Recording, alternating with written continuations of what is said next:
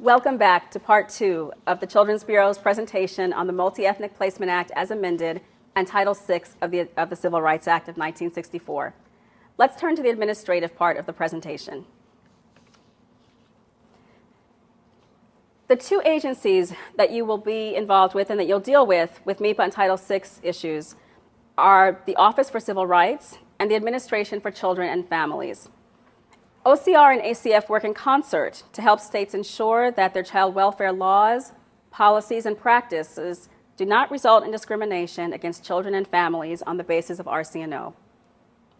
OCR and ACF have very different but complementary responsibilities, and we administer different statutes.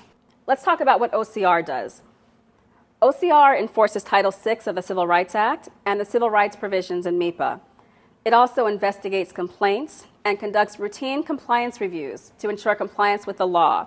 In a compliance review, OCR has very broad latitude. It can and it does interview agency staff. It could interview prospective and current foster or adoptive parents. It examines data systems and reviews case records.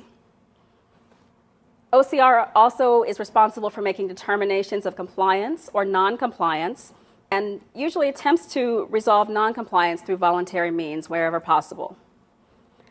However, where compliance cannot be secured through voluntary means, OCR is empowered to initiate proceedings to terminate federal financial assistance and to refer a case to Department of Justice. OCR, again in concert with ACF, provides technical assistance to help ensure voluntary compliance with the laws.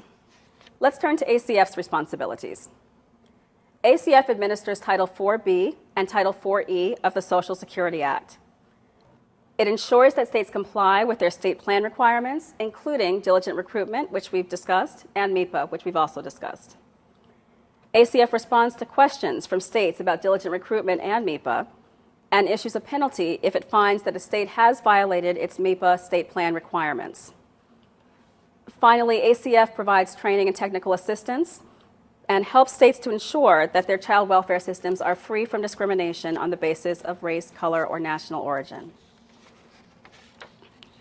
Let's talk about how OCR and ACF become involved in MEPA and Title VI compliance issues. It can happen in any number of ways, including but not limited to child family services reviews.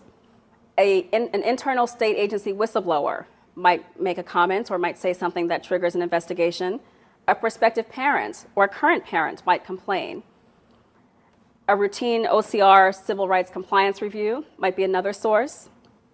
ACF and OCR might become involved through private litigation or really any other way that a complaint or an issue comes to ACF's or OCR's attention. Let's move to the timeline and talk a little bit about what happens during the course of an investigation and thereafter. As I mentioned, OCR investigates potential violations. At that point, OCR and ACF share information with one another related to allegations of violations and the results and findings of OCR's investigation. If OCR's investigation does reveal a violation, OCR may submit a letter of findings, which is an LOF, to the state that details OCR's findings of the violations. ACF then reviews OCR's investigative file and its LOF to determine whether there's been a state plan violation. And those state plan violations could include the Title IV-E statute itself or the MEPA implementing regulations or policy. OCR and ACF then coordinate on technical assistance, training, and enforcement actions. Now let's talk about what types of violations there are under MEPA and Title VI of the Civil Rights Act. There are two types. The first is an individual violation, which is discrimination against a specific and identified individual, either a parent or a child, that is in the state's care. The second one is a systemic violation, and a systemic violation is a non-compliant law, policy, practice, or procedure, basically a state law or policy that's not consistent with MEPA, or a home study form, for example, that might require or advise caseworkers to practice in a manner that's inconsistent with MEPA or Title VI.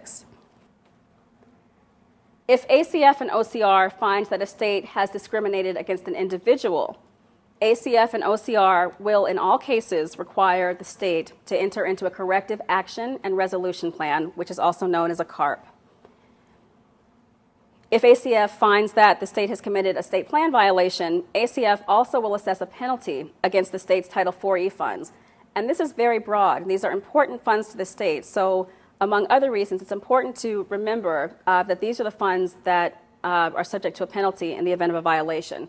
These include foster care, maintenance, and adoption assistance funds, administrative cost funds, training funds, and the Chafee Foster Care Independent Living Allotment.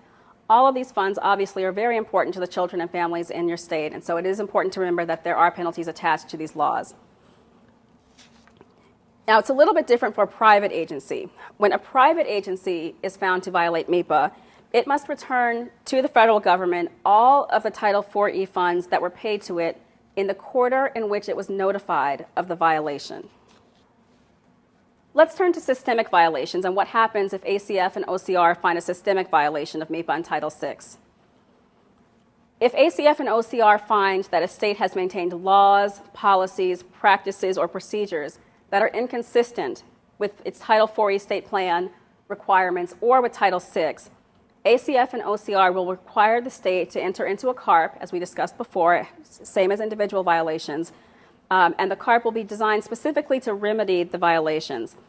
And elements of the CARP can be very broad, and again, they'll be very specific to remedy the specific violations that were found and delineated in OCR's letter of findings. Those might include notifying past prospective parent applicants of the violations, requirements relating to training agency and contracting staff. ACF and OCR might require the state to provide regular data or regular reports to ACF and OCR. And of course, in all cases, ACF and OCR will require the state to revise the non-compliant law, policy, practice, or procedure. Let's move to appeals now. In the event that ACF and OCR make a finding of a violation, a state may appeal that finding of the state plan violation and penalties and OCR's finding of civil rights violations to the Departmental Appeals Board, which is the DAB. If a state disagrees with the DAB's decision, it may appeal then to the U.S. District Court and then avail itself of the full federal appellate process. Let's move to responsibility for compliance with the laws. This largely has to do with county-administered systems. Some states have county-administered systems in which the states delegate responsibility to administer the state's Title IV-B and IV-E plan. Under Title IV-E, a state itself will be held responsible for county violations of state plan requirements, even in a county-administered system. Under Title VI, however, it's a little bit different because counties are held directly responsible for their violations of Title VI. So again, even in a county-administered system, states are required and will be required to take steps to ensure compliance by their county agencies that have been found to violate MEPA or Title VI. And similarly, if a state violates MEPA or Title VI or a county violates it, the state will be responsible for ensuring that it successfully completes all corrective actions that are required. I'm going to provide some examples of violations that ACF and OCR have found, just so that you have an idea of what types of things we've seen in states that have caused a problem. OCR has found violations in cases where an agency manipulated its data system to broaden the search for children with respect to all characteristics but race, when children meeting parents' requested characteristics were not available. OCR also has found a violation when a state adopted and implemented a policy that required workers to ask more questions or more detailed questions to families that were interested in transracial adoption as part of the home study process. OCR found violations where a state matched parents to children on the basis of complexion and skin tone. Another violation has occurred when a state honored the request of a young child to be placed with a parent on the basis of RCNO, even though the state had a state law age to consent that was significantly older than the age of the child at issue.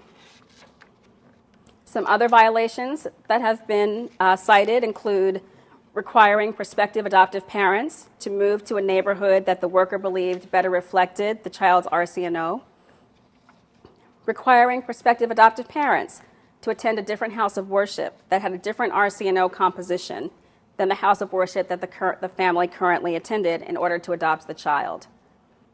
Another violation was requiring prospective adoptive parents to subscribe to periodicals that a worker believed better reflected the child's RCNO.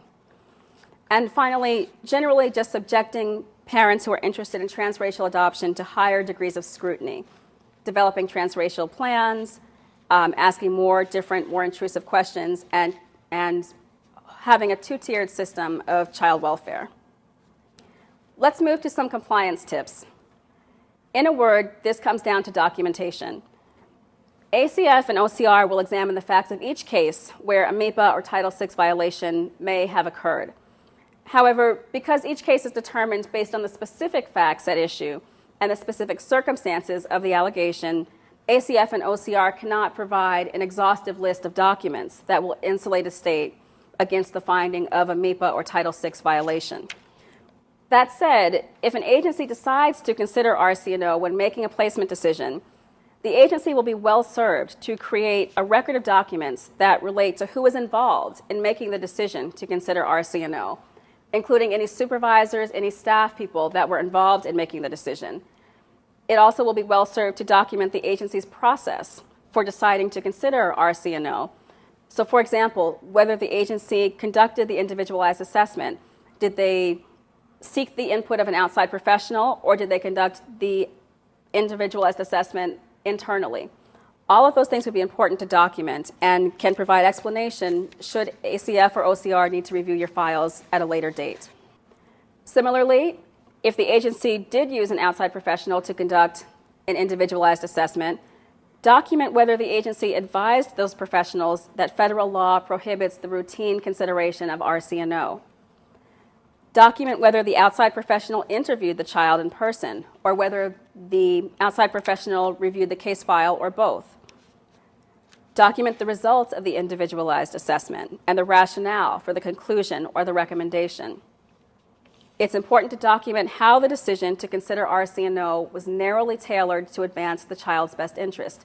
Again, that is the key point in MEPA and Title VI compliance. It's also important to include any documentation that reflects the details of the selection or placement committee process. That would include who was present at selection or placement committee, which families were presented during the committee, any discussion that occurred about the families, why a family was or was not selected for a particular child, anything relevant to that. You can't provide too much documentation. Anything that you provide will only serve to explain to OCR, to ACF, why you did what you did, should they look at your files at a later date. As I mentioned earlier, there will be circumstances where the agency does not place a child with a prospective family as a result of something related to RCNO.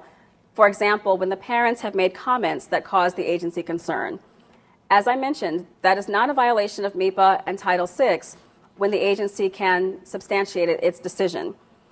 It's important, though, to document the RCNO-related reasons that make the prospective parents an unsuitable placement option for that child. Do that as close to verbatim as possible, so again, that there's as much information as the case file as possible. Agency staff really need to work together to ensure compliance with MEPA and Title VI. For example, the agency may want to consider developing a peer review process in circumstances in which a worker thinks it might be necessary to consider RCNO as part of the placement process for a particular child. The agency may want to develop a supervisory chain of command process for managers to review and advise the issue. All of those things are helpful. It allows the channels of communication to remain open and for the agency to work together to ensure that its decisions advance the best interest of the child and comply with the law. Training, of course, is a very important component of compliance with MEPA and Title VI. So another action that the state can take is to train agency staff and contractors on MEPA and Title VI. Consider providing refresher courses as well as training to all new employees and make sure that the courses are compliant with MEPA and Title VI and include the law, policy, and regulations. Also, it's important to ensure that all of the entities with which the state contracts know how to apply MEPA and Title VI to their daily practice. Should you have any questions about MEPA or Title VI or how to apply it to your daily practice or how to structure laws or policy to ensure that they are compliant, you may contact your ACF or OCR regional office with any questions.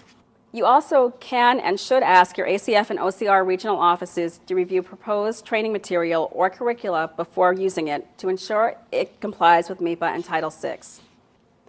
Make sure to keep current about information that ACF and OCR release about MEPA and Title VI on the respective websites.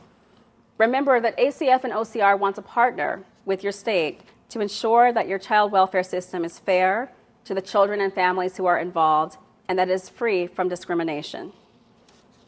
ACF and OCR are here to help you prevent discrimination and help you to prevent violations and then correct them should they occur. We also are very pleased to announce that training and technical assistance will be available through the National Resource Center for Adoption.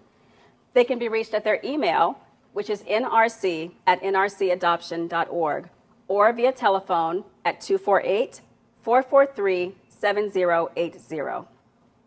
This last slide includes the legal, regulatory, and policy authority that's relevant here, including the Social Security Act, Title VI of the Civil Rights Act, the governing regulation, and a site for the Child Welfare Policy Manual, and a program instruction on diligent recruitment.